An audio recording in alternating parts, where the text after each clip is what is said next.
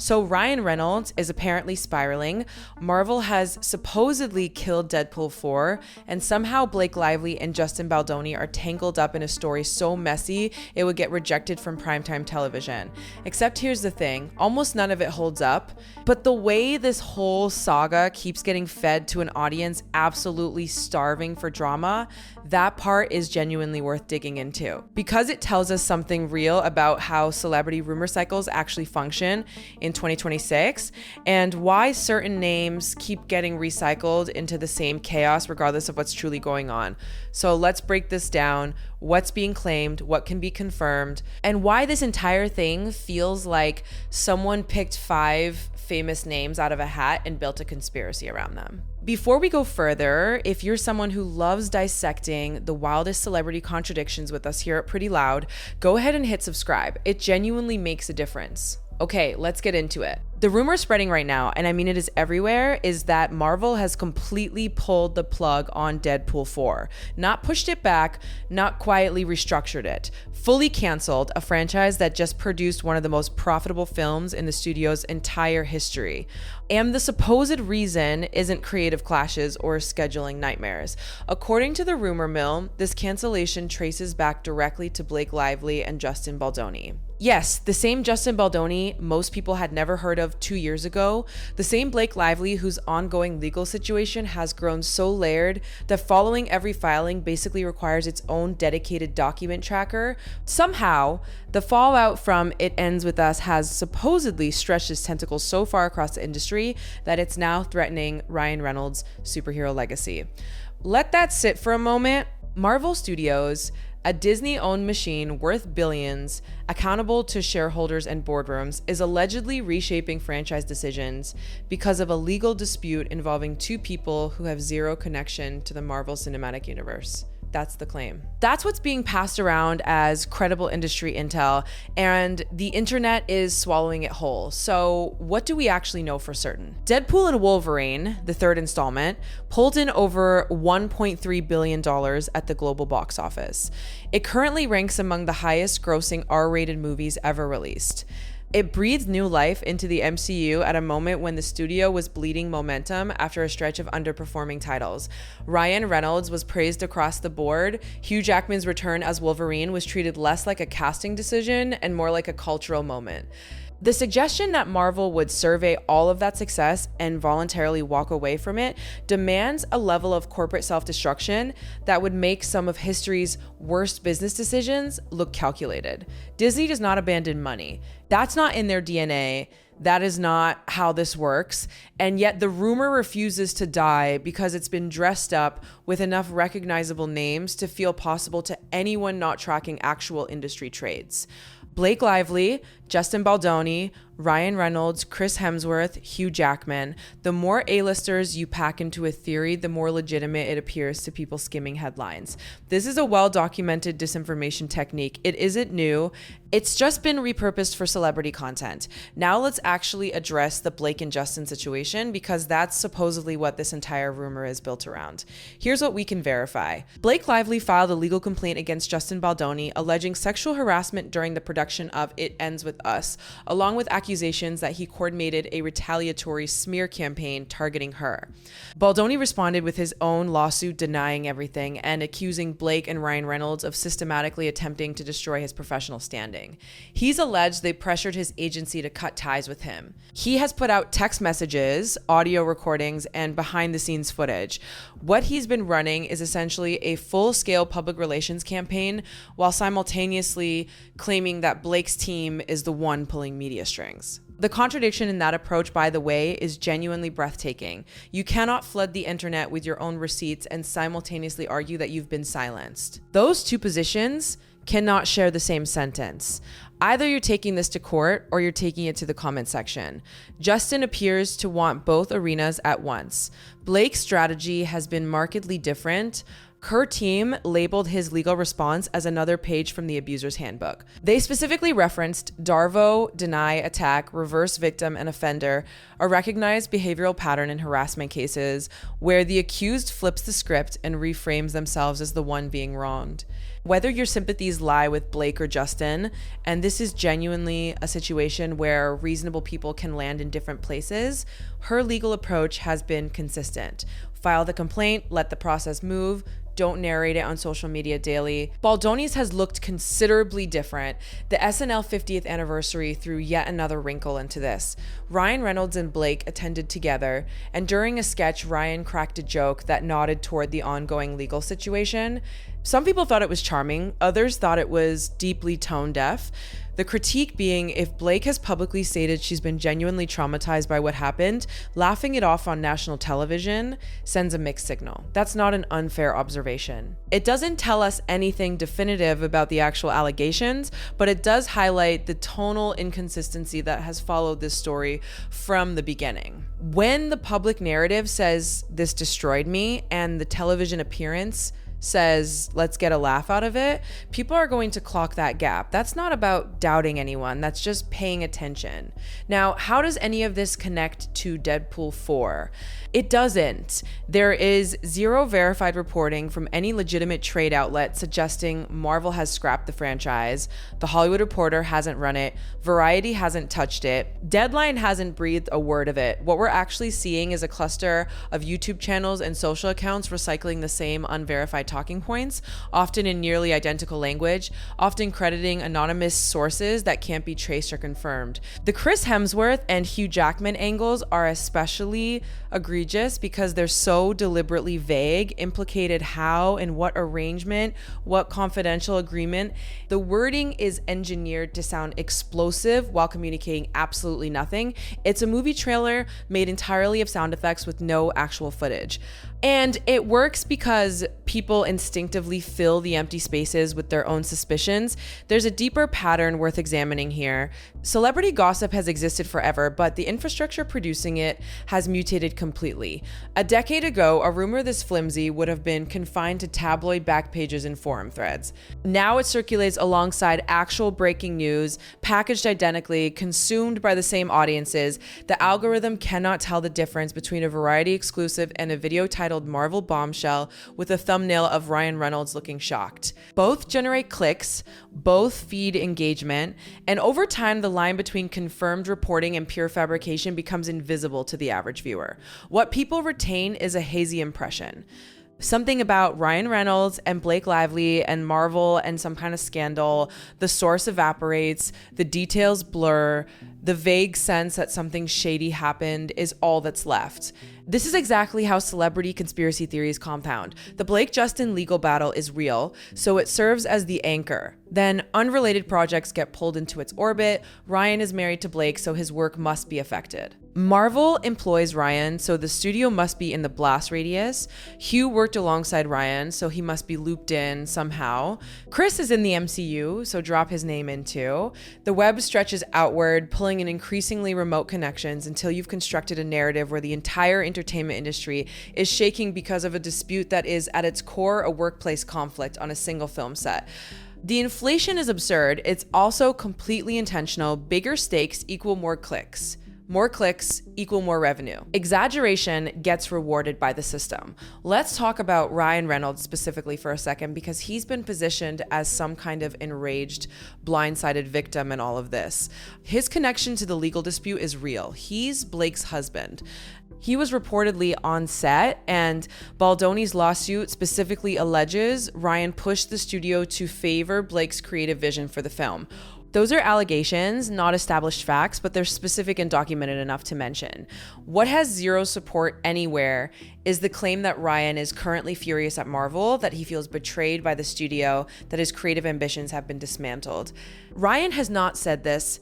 Marvel has not said this. Not one credible source has reported this. It's pure invention wearing the costume of insider knowledge. And honestly, Ryan may be one of the most media-savvy operators working in Hollywood right now. The man co-owns an advertising company. He's built brands from scratch. He understands how information cycles work better than most people in any boardroom. The idea that he'd be caught flat-footed by studio politics or ambushed by corporate maneuvering fundamentally misreads who he is.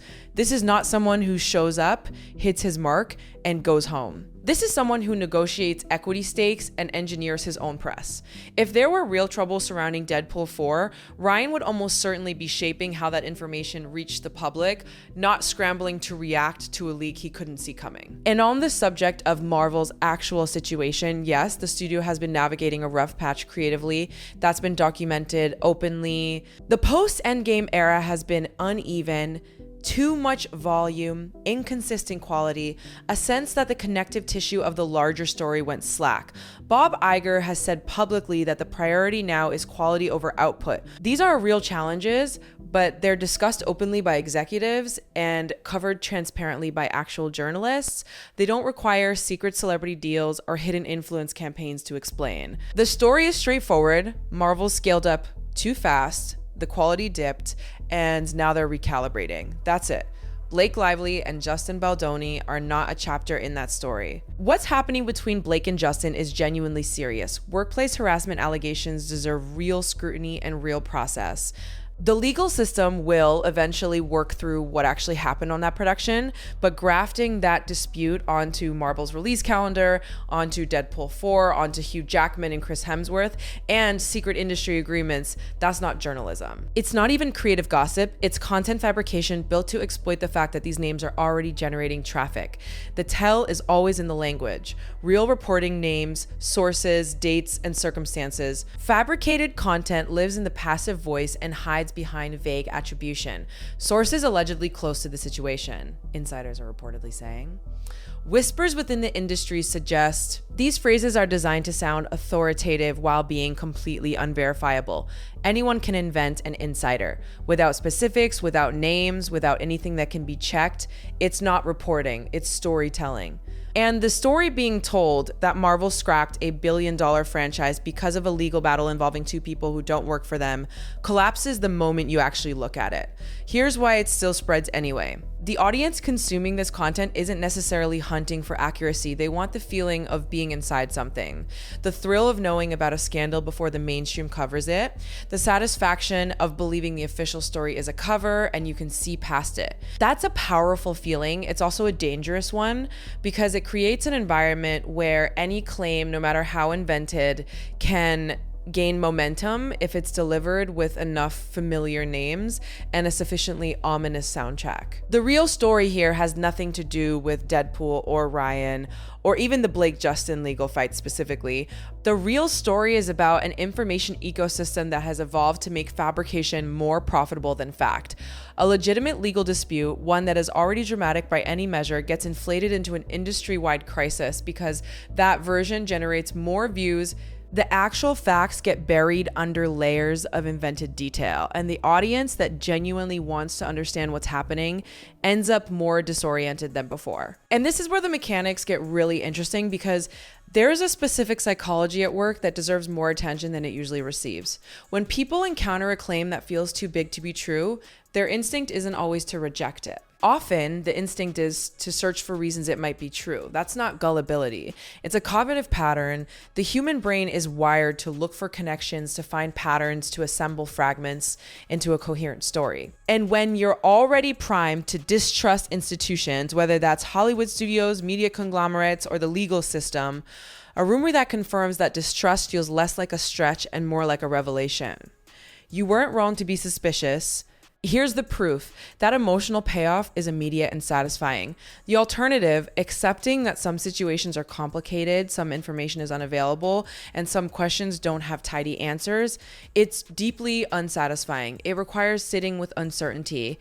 Most people would rather have a coherent fiction than an ambiguous reality. That's not an insult. That's just how the mind works, and the content ecosystem has learned to exploit it ruthlessly. Consider how the Deadpool 4 rumor specifically maps onto existing anxieties. Marvel fans are already nervous about the studio's direction. They've watched the franchise stumble through phases of inconsistent quality. They've seen beloved characters get sidelined and new characters fail to connect. So when a rumor claims that Marvel is making another catastrophic decision, it doesn't feel implausible. It feels inevitable. It matches the existing fear. Blake Lively and Justin Baldoni are already polarizing figures, each with passionate defenders and vocal critics. So when a rumor claims their dispute is affecting unrelated corners of the industry, it doesn't feel random. It feels like confirmation that the situation is even bigger than we thought. Ryan Reynolds is already viewed by some as overexposed, too clever, too involved in everything. So when a rumor claims he's finally facing consequences, it doesn't feel fabricated. It feels like the other shoe dropping. Every element of the rumor aligns with something the audience already believes on some level. That's what makes it stick. That's what makes it spread. The fabrication isn't creating new beliefs, it's validating old ones. Here's the actual factual picture. Blake Lively and Justin Baldoni are in active litigation over events on the set of It Ends With Us. Both have made substantive allegations. Both have entered evidence. The case is unresolved. Ryan has been drawn in through his marriage to Blake and his alleged involvement in production decisions. Marvel is in a strategic reset after a difficult stretch. Deadpool and Wolverine was a historic success. No official word on Deadpool 4 exists. Full stop. That is the complete verified landscape. Everything else, the cancellation, the industry trembling, the implicated Avengers, the backroom deals, is speculation layered on nothing. I get why people want there to be more. Reality is often unsatisfying. A dispute that grinds through depositions and court dates for years doesn't hit the same as a secret conspiracy connecting Marvel's creative decisions to A-list betrayals and hidden power plays, but wanting the bigger story doesn't conjure it into existence. And content creators who exploit that desire, who treat these names as interchangeable props in whatever narrative drives the most engagement, aren't doing their audiences any favors. They're doing the opposite. It's worth noting Justin's team has gone all in on the public arena, documents released, interviews given, consistent visibility maintained. Blake's team has played it closer, letting filings do the talking. Both strategies carry advantages and risks. Neither one requires us to invent Marvel conspiracies to make sense of it. The dispute is self-contained. It's about what happened between specific people on a specific production. It was never about the Avengers. Ryan will almost certainly make Deadpool 4. The financial logic is overwhelming. Marvel will want it. The franchise is one of the studio's few remaining sure bets. Whatever happens between Blake and Justin will result in courtrooms and legal documents, not in secret Hollywood summits deciding the fate of superhero movies. Hugh Jackman and Chris Hemsworth will keep doing what they do, show up, perform, and have absolutely nothing to do with litigation that doesn't involve them. What actually deserves attention is how effortlessly these rumors take hold. Someone somewhere drew connections between things that aren't connected. Maybe for clicks, maybe out of genuine confusion, maybe both. But once the connection existed, the algorithm did the rest. It served the content to people already watching Blake and Justin coverage. It served it to MCU fans. It served it to anyone who'd ever liked a Ryan clip. Every share, every comment, every outraged reaction told the platform this content had value. So it reached more people and more and more. Eventually, it becomes ambient noise. Something half remembered, something that feels true simply because you've encountered it repeatedly. That's how misinformation moves in 2026, not through a grand unified conspiracy, but through the quiet accumulation of unverified claims exploiting existing suspicions. People already distrust Hollywood. People already believe studio decisions are driven by politics and favoritism. People already assume celebrities operate inside a system the rest of us can't see. The Deadpool 4 cancellation rumor confirms all of that. It validates the priors. That's why it feels real even when it isn't. So what's the move? Wait for actual reporting. Distinguish between confirmed facts and unsourced speculation. Recognize that the Blake-Justin situation is serious enough without manufactured additions. Let Marvel announce its own news about its own projects. And stop rewarding accounts that treat celebrity names like puzzle pieces in whatever fictional drama generates the biggest number this week. Truth is usually less thrilling than the rumor. That's the nature of it. Truth is constrained by what actually happened. Rumors aren't constrained by anything. They can go anywhere, involve anyone, and however the person telling them decides. But if you actually want to understand what's real, you have to accept those constraints. You have to tolerate the uncertainty of ongoing legal proceedings. You have to wait for official announcements. You have to resist narratives that are too tidy, too explosive, too perfectly engineered to confirm whatever you already suspected. Ryan is almost certainly fine. Marvel is almost certainly happen. And Blake and Justin will continue fighting their fight in court, not in secret meetings that determine the trajectory of billion-dollar franchises. The real scandal isn't what's happening in Hollywood, it's how easily we're willing to believe that absolutely anything is.